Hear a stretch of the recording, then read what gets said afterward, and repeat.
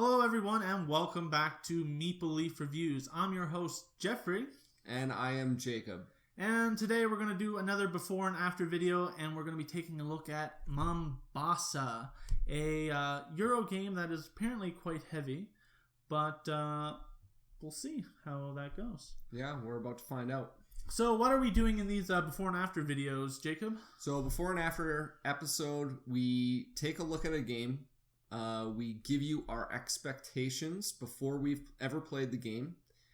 We tell you kind of what we're thinking it's going to be like, and then we're going to play it immediately after. And right after that play, we will give you our first impressions, our first thoughts of what did we like about it, and such. Yep. So that's just quick, what do we expect before, and how do we feel after only one play?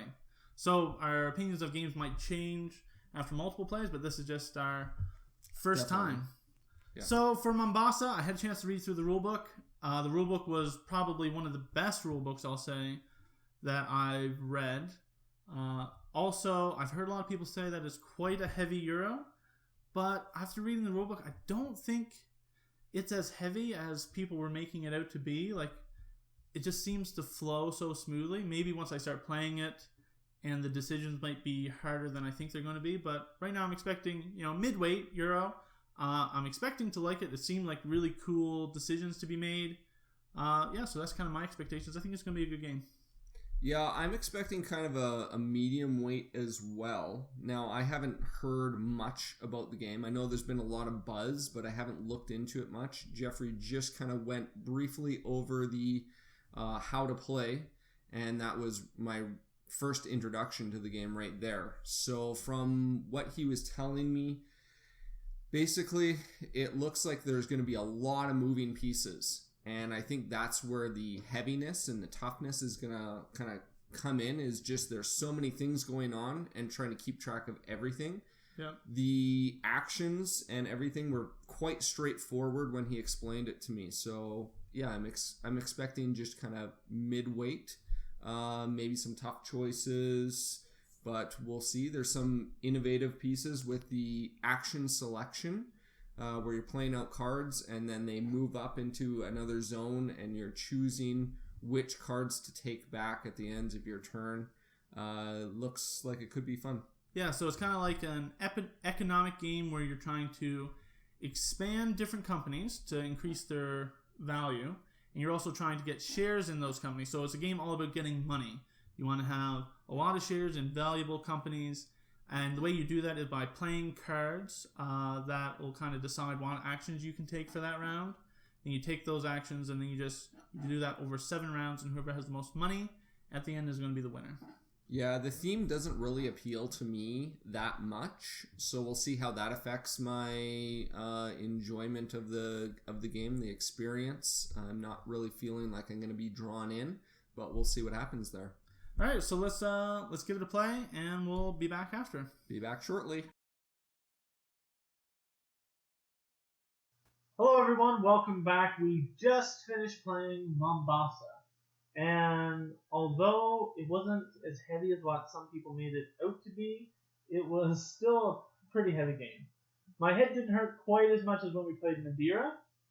Like that game is heavy. Okay, so yeah. This one's middle to towards the heavier side of middle. I don't know. I actually felt that it was fairly simple. Yeah.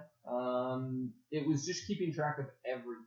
Yeah. There are multiple different tracks all going all at the same time, and then it's how best to play out your cards to make the best turn for yourself.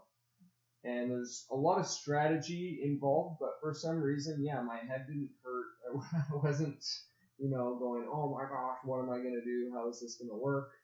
It was fairly straightforward for the most part. Yeah, the actions, they're not that difficult, but it's kind of, figuring out what's the best way to use the actions, because sometimes, based on the cards you have face up in front of you, you can take different actions out on the board. So you want to take those first, and then use your cards later. So trying to maximize everything kind find is where the slow burn happened. Like I didn't feel like first turn. I wasn't like, oh man, this is crazy heavy. Yeah. But as the game went on, I was just like starting to feel the slow erosion on my mental faculties. Yeah, the first game, you're not really gonna see. I don't think you'll see a lot of the little nuances that can take place. Like you were saying, you have these cards in front of you, and these are all the actions that you can take. But while the cards are face up, if you have the majority in certain resources, you have access to other actions. But if you use those resources first for something else, then you might lose majority. Or if someone else has majority, and you might just wait for them to flip over those cards so that you can use I have the majority in that resource. Yeah. Worker placement location. And I found it quite interesting because you're kind of just investors in the different companies. You don't own those companies. So there's 4 different companies, and they're each sending their trading posts, establishing trading posts out in Africa. And the more trading posts they have out, the more they're worth. So if you see someone has a lot of shares in a company, you're going to try and send a different company to take over their areas, and then you want to get more shares in that. But if someone sees that too early, then they could just completely switch gears, forget that company, and move on to another company and start investing shares in those. Like if you were expanding a lot with one company, I could just piggyback and just try and get shares in that company and not worry about really expanding that one. Yeah, you could really almost play I'm just going to piggyback on everyone and never expand anything and just kind of follow along with what everyone else is doing. Yeah. So it would be interesting in future plays to see different strategies unfold. Yeah.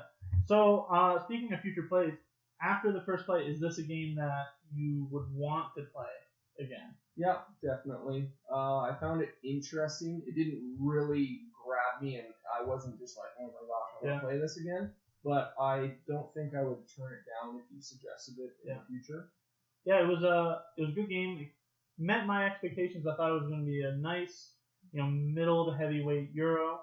It definitely is that. It was good. The mechanisms were really clean. Like I said, the rule book was really well written. It didn't take much to explain, but there's the nuances in the game that you kind of have to play through the game to kind of learn them. But yeah, I would be interested in playing it again for sure, and then seeing after knowing a bit more how well I can do. Right. I'd say the only thing that I felt I struggled with in the game was some of the actions didn't seem intuitive. Like you have these resource cards like bananas or coffee or cotton, and then they have a value on them, such as, let's say it's 3, so I have these 3 bananas. I can use those 3 bananas to buy stock in these companies, which doesn't at least readily jump into my brain, oh yeah, that makes sense. Yeah. So I always forgot that I could just buy stock straight up with these cards, because you also use those cards to purchase other cards. Yeah, so I'd use these 3 bananas to purchase another card that gives me 2 coffee or something like that. Yeah. So it didn't make a ton of sense to me, so I was slowly grasping it. Yeah, I don't feel like the actions that you can take in the game are overly embedded in the theme. Mm-hmm. It's kind of just, here's some cool mechanisms in a different way, and then you're just, trying to get stocks and expand companies. It's not like, it's overly thematic in what you're doing. Right, and I would say that the mechanisms in the game are pretty innovative. Yeah. At least I haven't played a lot of games that had that card kind of, it's not drafting, but you're building a card deck, and as you use these actions, they move into a temporary hold, which you can then take them back. But there's multiple different piles of these cards that are temporarily held down, and at the beginning or at the end of every turn, you can take one of those piles back. So then at the next turn, you're putting more cards into each of those individual piles, and you're taking one of them back. Rinse and repeat. So trying to plan out what pile you're going to take back and which cards it has in it is a little bit of a brain burner. Yeah. Trying to figure out the best play. Yeah. So overall, I think it was a good game. One that I'm probably gonna play again to kind of explore a bit more and figure out the nuances of the game. So yeah, I recommend it. Yeah, I would recommend it as well. So if it sounds cool to you, check out Mombasa. Mombasa. See you guys next time. Thanks again.